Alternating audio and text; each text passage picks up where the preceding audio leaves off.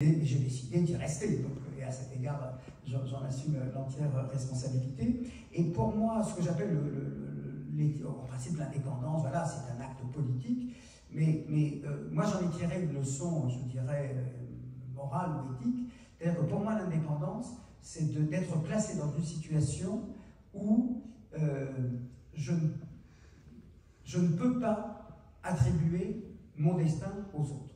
Voilà. C'est ça l'indépendance. L'indépendance, c'est de tenir son destin et de ne pas se précipiter à penser que tout ce qui m'arrive, c'est les autres, parce que si ce sont les autres qui sont les maîtres de mon destin, alors je ne suis pas indépendant, je suis dépendant. Et donc pour moi, l'indépendance, c'est d'abord d'avoir un regard sur ce que nous faisons, et quand je dis nous, je parle nous, les Israéliens, le gouvernement, l'État, la société. La société, donc j'aborde tous ces aspects. Et donc c'est pour ça que ce livre reflète effectivement cette conviction qui consiste à dire être indépendant. Et là je le dis par rapport à un auditoire dont je présume, sans le savoir complètement, qu'une grande partie est d'origine juive, et qui précisément dit voilà, dans un État juif, je ne peux plus me réfugier derrière, je ne sais pas, la responsabilité d'un président, d'un tsar russe, d'un président français, du maréchal Pétain, etc., puisque désormais, le destin est entre nos mains. Voilà. Je n'ai plus cette capacité, cette possibilité, cette opportunité de dire j'ai été la victime. Voilà. Pour moi, Israël, c'est rompre avec la condition victimaire. Ça ne veut pas dire qu'on ne l'est pas, mais ça veut dire effectivement que ça ne peut plus être l'optique à travers laquelle j'aborde l'existence d'Israël. Je ne peux pas toujours me réfugier en disant « Ah, mais ce sont les autres ». Quelle est ma part? Voilà, je ne dis pas, attention, comprenez-moi bien, qu'il n'y ait pas de malentendu. Je ne dis pas que tout est de notre responsabilité ou de notre faute. Mais je dis que nous avons notre part et nous devons être capables de l'assumer. Ça, c'est la réponse à la première question sur pourquoi l'impossible est anormal.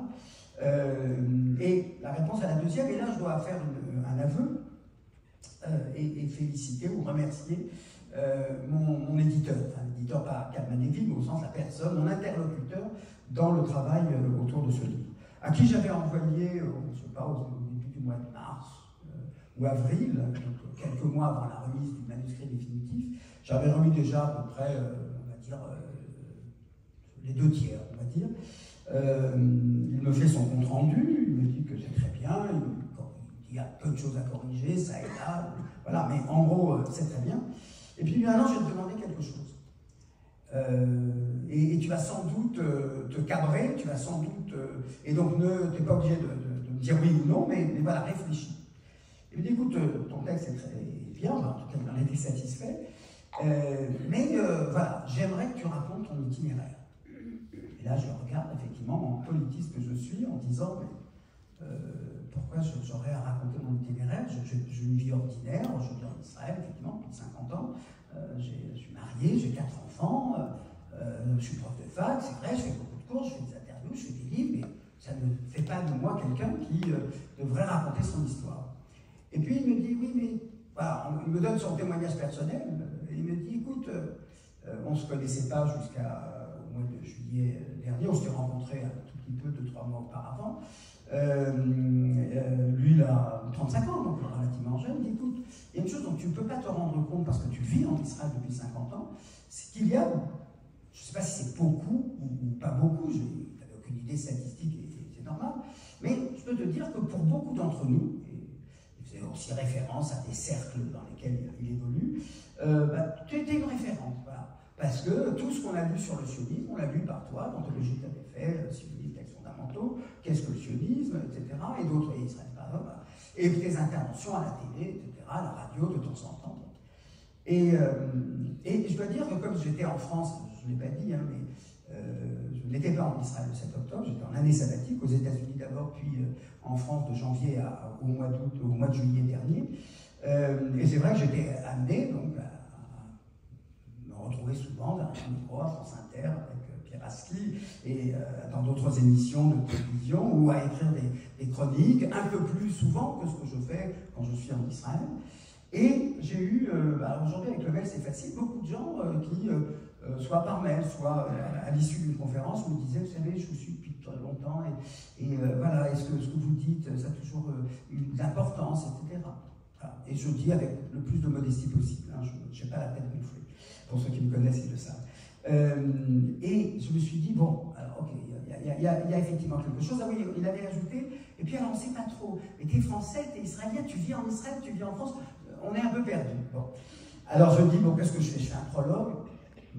Non. Je fais un épilogue, je raconte ma vie? Non, voilà, je n'étais pas convaincu. Et puis voilà, m'est venue une idée, et encore une fois, je lui dois cette suggestion-là. C'est-à-dire que ce que j'ai fait, c'est que j'ai pris chacun de ces chapitres, et j'ai raconté mon implication personnelle par rapport au chapitre. Voilà. Par exemple, je vais donner un ou deux exemples sur le chapitre sur la question palestinienne.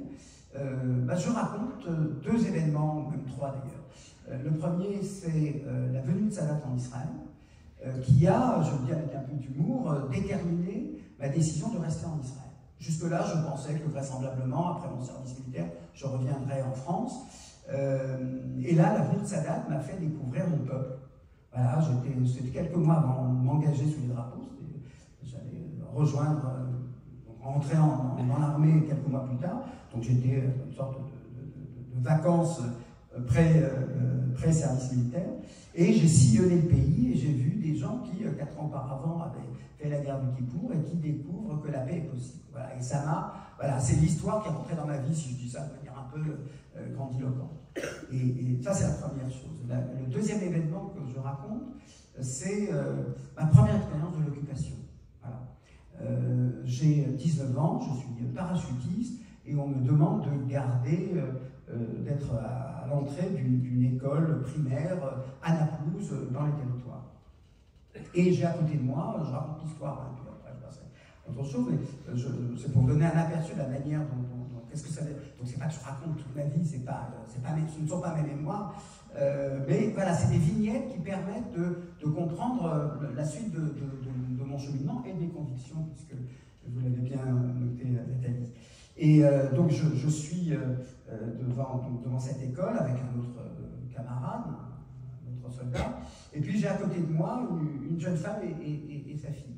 Et la jeune femme m'adresse un regard fermé, mais totalement, presque hostile, et la petite fille me renvoie un regard effrayé. Et là, et c'est là l'importance effectivement du fait d'être passé en Algérie, en Israël, puis en France, puis ensuite en Israël, c'est que là, j'ai deux images qui surgissent, qui n'auraient pas pu surgir si je n'avais pas vécu en France. Et comme c'est un festival, c'est un salon du livre des mondes juifs, vous verrez que c'est lié, c'est un livre, c'est une nouvelle et un film.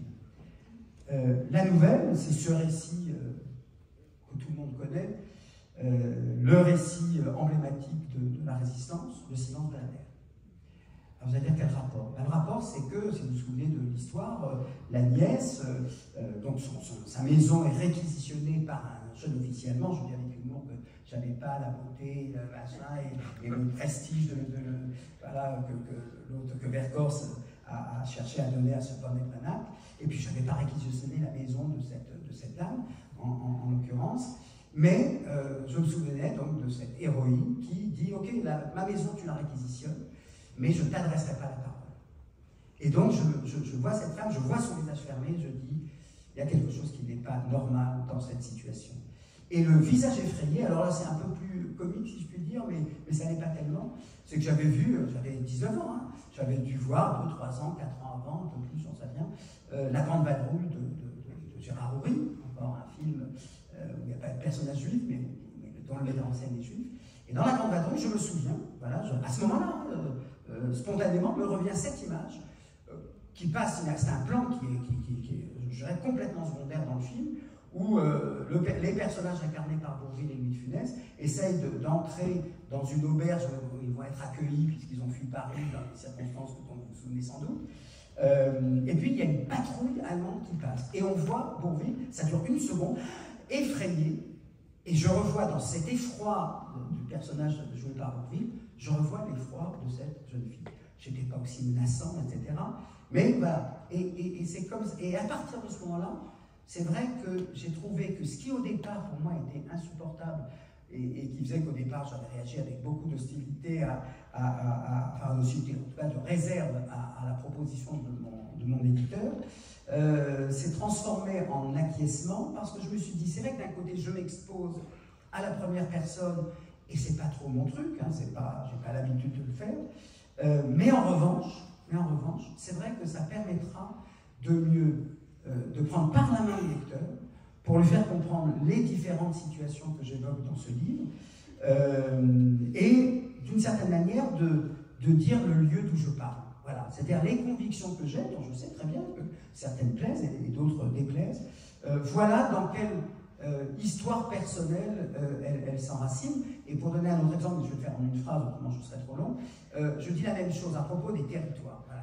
Je suis bien conscient que je vis auprès ou parmi des millions de citoyens israéliens pour qui la préservation, le maintien de la Judée et de la Samarie au sein de l'État d'Israël est capital, et pour eux, Israël n'a pas de sens si on ne reste pas dans ces lieux parce qu'ils sont imbibés, parce que ce sont les hauts lieux de l'histoire biblique.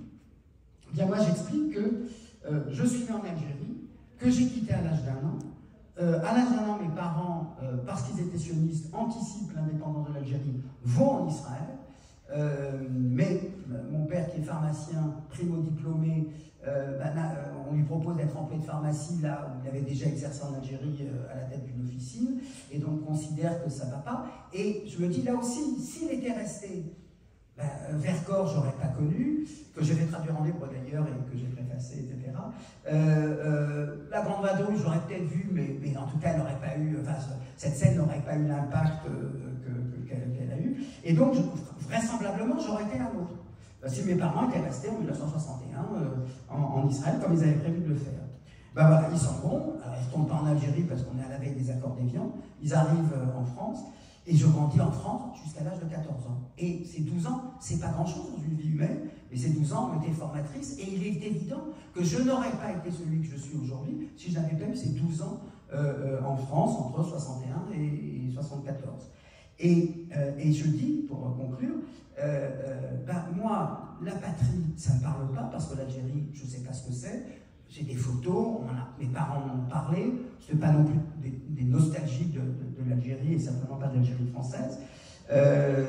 Mais voilà. Ensuite, Israël, ça aurait pu être ma première patrie, après un an et demi ou 2 ans, voilà, ça n'a pas été le cas. Donc ça a été la France, et puis finalement, je décide de confirmer le choix de mes parents de nous établir en Israël. Et donc, pour moi, l'idée que l'État d'Israël s'établit sur ce territoire-là, ou s'en retire, ça ne présente pas, voilà, à cause sans doute. Et j'ai trouvé que finalement, il y avait dans cet aveu-là, dans ces aveux-là partiels, encore une fois, ce n'est pas un livre de mémoire, hein, je fais surtout de l'analyse politique de toutes ces situations-là propres à Israël. Mais je trouve qu'il y avait une sorte de modestie qui consistait à dire je ne vais pas du haut de ma science vous dire pourquoi il faut penser comme ceci ou comme cela, mais que vous, au moins, vous sachiez également, vous lisez les analyses, vous les partagez ou non, mais que vous sachiez également quel est cet itinéraire que mon éditeur voulait tant que je vous raconte. Merci. Alors bon, en fait, vous avez répondu à 2 questions. Hein. La première et la seconde. Donc je passe à la 3e. Je vais revenir sur pour qu'on ait une idée un peu quand même de la normalité de cet état que vous caractérisez. Je ne pourrai pas développer tous ces aspects-là, mais je voulais revenir sur 2 aspects, si on a le temps, sinon sur un, je veux voir ce que mon censeur me dit. Commence par là. Voilà. Alors, je vais revenir sur cette idée de nation et de citoyenneté que vous abordez dans un nouveau chapitre. Et moi aussi, à partir d'un vécu, donc je vous raconte une petite histoire très brève. Une militante active arabe-israélienne de Haïfa, du mouvement des femmes pour la paix, Women with Peace, ou Nashim Osot Shalom pour ceux qui parlent hébreu, d'ailleurs dont Viviane Silver est assassinée par le Hamas à Be'eri, est une des fondatrices, et vous d'ailleurs, vous lui rendez hommage à la fin de ce livre, et d'ailleurs c'était très touchant de le faire. Donc, oui, reste bien. Oui, je reprends ou c'est bon? C'est bon. Et donc, vous êtes militante du mouvement des femmes pour la paix, je précise arabe israélienne de Haïfa, que nous avons rencontré lors d'un voyage en février 2024, nous a témoigné de son énorme déchirement après l'attaque du 7 octobre. Et elle a utilisé cette phrase qui était de dire « Mon pays est en guerre avec mon peuple ». Cette phrase, quand j'ai lu votre chapitre sur la nation et la citoyenneté, évidemment, elle a fait tout de suite écho. Et je vous cite, vous dites « En Israël, la citoyenneté commune, c'est-à-dire l'adhésion à une communauté politique régie par les mêmes lois et le même contrat social, ne fait pas nation. Elle n'a pas entraîné, à l'instar des démocraties occidentales, la création d'un peuple israélien et d'une nation israélienne. » Donc, est-ce que vous pouvez développer ce point qui me paraît assez déterminant et assez peu évoqué quand on parle de la situation en Israël? Est-ce que ce point-là, justement, il n'est pas, dans sa complexité, est-ce qu'il n'est pas opposé aux accusations simplistes d'Israël, État d'apartheid? Et puis, je me suis posé la question, est-ce que l'attaque du 7 octobre, justement, n'a pas démontré quand même qu'Israël avait pu faire une nation en termes de solidarité, d'entraide intercommunautaire, le merveilleux exemple d'un mère qui a sauvé ses petites filles. Enfin voilà, je voulais vous soumettre ce sujet. Alors, merci de cette question parce qu'elle va vraiment permettre de vous montrer, pardon, cette question va vous permettre d'expliciter ce que j'ai défini tout à l'heure. Je viens d'un pays, j'ai grandi dans un pays, la France, où vous vivez encore, qui est républicain et de surcroît laïque. J'arrive en Israël, dans un pays qui est une démocratie, mais qui est, à bien des égards, l'antithèse de la République, du modèle républicain, et concernant le pouvoir religieux, je ne dirais pas aux antipodes, on n'est pas une théocratie en Israël, mais en tout cas, qui n'est pas du tout fondée sur les mêmes critères, c'est-à-dire où la religion est l'affaire de ceux qui sont croyants et pratiquants, et pas l'affaire de l'État. Et c'est pour ça que ça avait du sens que de me demander de raconter mon histoire, de dire, ben voilà, je bascule d'un pays qui est fondé sur un modèle républicain et dans un pays qui est une démocratie sans être une république, et dans un pays qui est laïque, dans un autre, dans lequel les religions sont visibles, dans lesquelles on leur confie du pouvoir. Et je fais état justement de ces contradictions. Alors concernant, on va parler que du premier, puisque c'est là-dessus que portait votre question, je vais expliquer. Nous sommes tous des Israéliens. Et de ce point de vue-là, la notion d'Israélien est identique à celle que vous avez ici quand vous dites « nous sommes tous Français ». C'est-à-dire que c'est une identité civique, c'est une identité juridique. C'est celle qui vous offre un passeport, une carte d'identité qui vous permet de vous déplacer dans le territoire et, quand vous voyagez, de pouvoir circuler sans difficulté. Donc nous avons cet édifice civique qui est commun. Si ce n'est que dans le modèle républicain, et d'ailleurs, et pour le coup, c'est pas que la France, c'est tous les pays démocratiques fonctionnent comme ça, c'est-à-dire que la citoyenneté et la nationalité, c'est identique. Nationalité au sens de appartenance nationale, c'est identique. Tous les citoyens sont les nationaux, tous les nationaux sont citoyens. Ce n'est pas vrai pour Israël. En Israël, nous sommes tous des citoyens israéliens, mais nous avons des appartenances ethno-culturelles, confessionnelles et linguistiques qui sont distinctes. Et ce qui fait, et je le dis d'ailleurs avec un peu d'ironie, enfin je note le trait avec un peu d'ironie, c'est que très souvent dans les discours des présidents, quand ils viennent en visite, « Ah, le peuple israélien que j'appuie de ma solidarité, etc. » Et je note en livre et je dis, mais en hébreu, cette expression n'existe pas. Il n'y a pas en hébreu de « Am Israël ». Il y a « Am Israël », mais « Am Israël » désigne que les Juifs. Et jamais on ne s'adresse, ou rarement en tout cas, on s'adresse en disant « les Israéliens »,« à Israël ».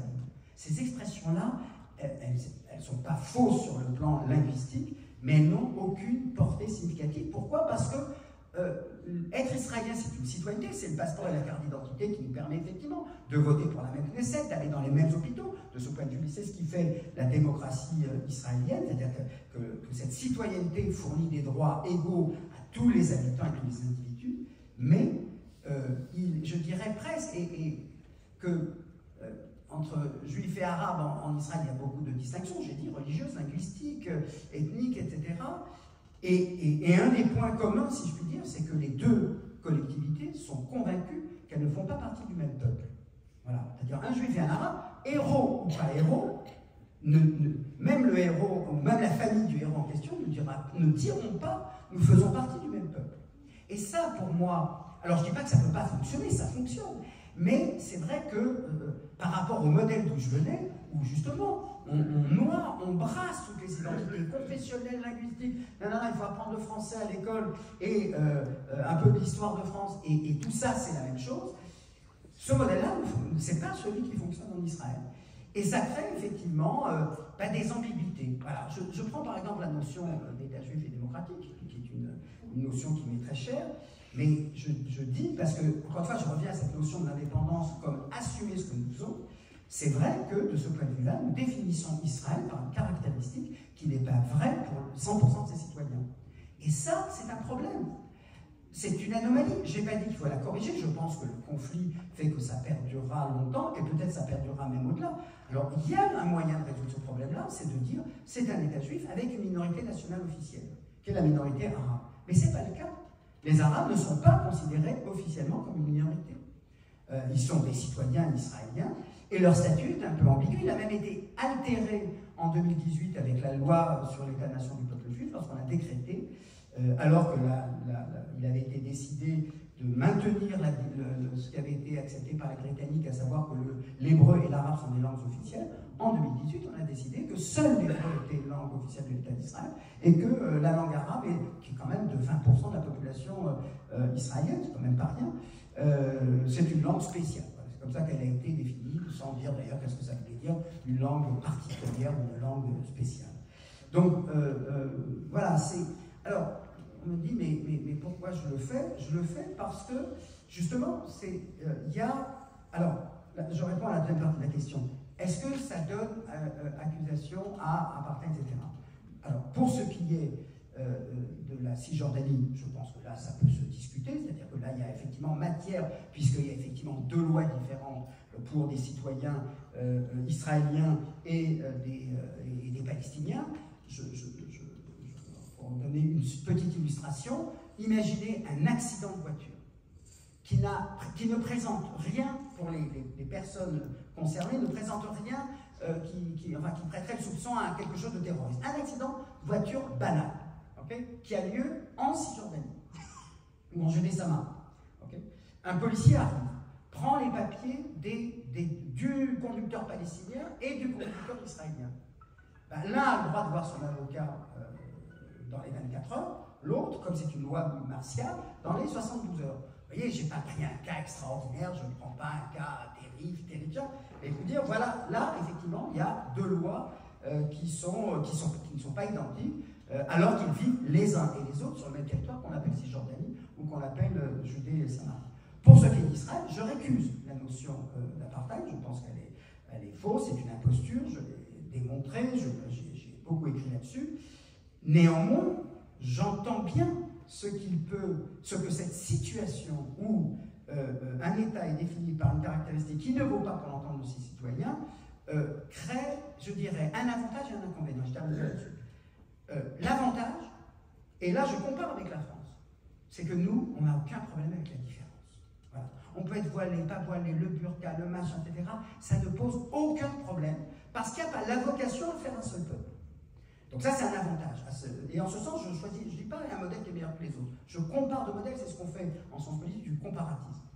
En revanche, je dirais le point faible, le maillon faible d'un État qui affirme son identité ethno-nationale, culturelle, linguistique et religieuse, c'est que la question de l'égalité peut poser problème. Je donne un exemple, l'éducation. On n'a pas des écoles publiques, à part 5 ou 6 écoles privées, on n'a pas des écoles publiques judéo-arabes. Il y a des écoles hébraïques pour la population hébraïque juive et des écoles arabes pour la population arabe. Très bien, formidable, on respecte les personnalités culturelles. Vous voyez, de ce point de vue-là, je n'ai pas de problème avec cette existence bicéphale, d'un système scolaire bicéphale, où il y a les écoles arabes pour les arabes, les écoles hébraïques et juives pour les juifs. Mais en revanche, là où le bas blesse, je l'ai dit, c'est pas la différence, on la respecte, puisque les profs sont arabes dans leur secteur, etc. Là où le bas blesse, c'est est-ce que les budgets sont les mêmes? Est-ce qu'on accorde aux écoles arabes le même budget, etc. Et je donnerai l'exemple le plus criant pour finir. Prenez par exemple Jérusalem-Est, okay, qui a été annexé, donc ça fait partie de l'État d'Israël. Personne ne dit que c'est un territoire occupé, la loi israélienne en tout cas. Vous avez 33% du budget, 33% de la population de Jérusalem qui est palestinienne, qui est arabo-palestinienne, située donc sur Jérusalem-Est. Il n'y a pas 33% du budget qui est affecté à cette population. Et c'est un chiffre à moins de 2 chiffres, c'est-à-dire on est au-dessous de 10%. Et donc voilà, c'est ce type alors, certains vont crier à l'apartheid. Ok, très bien. Alors moi je vis en Israël, donc moi je me bats pour ma société, pour qu'elle se transforme, etc. C'est certain que ce qui fait que c'est une démocratie, c'est que les choses peuvent changer. Dans une démocratie, les choses peuvent régresser également. C'est l'avantage et l'inconvénient de la démocratie. Voilà le type de problème que j'expose dans une franchise et en essayant surtout de ne jamais donner prise à une remise en cause de l'État d'Israël. Moi, je vis en Israël, je n'ai pas d'autre projet que de rester en Israël, avec effectivement le souhait que cette société s'articule un peu plus sur les devoirs. M. Nicolas Tanzer en parlait tout à l'heure, sur les devoirs, le respect de la loi, le respect du droit, et je note ces manquements, et pour moi, ça ne remet pas en cause l'importance que j'accorde à l'État d'Israël et dont je n'entends pas me passer. Merci. Merci. En fait,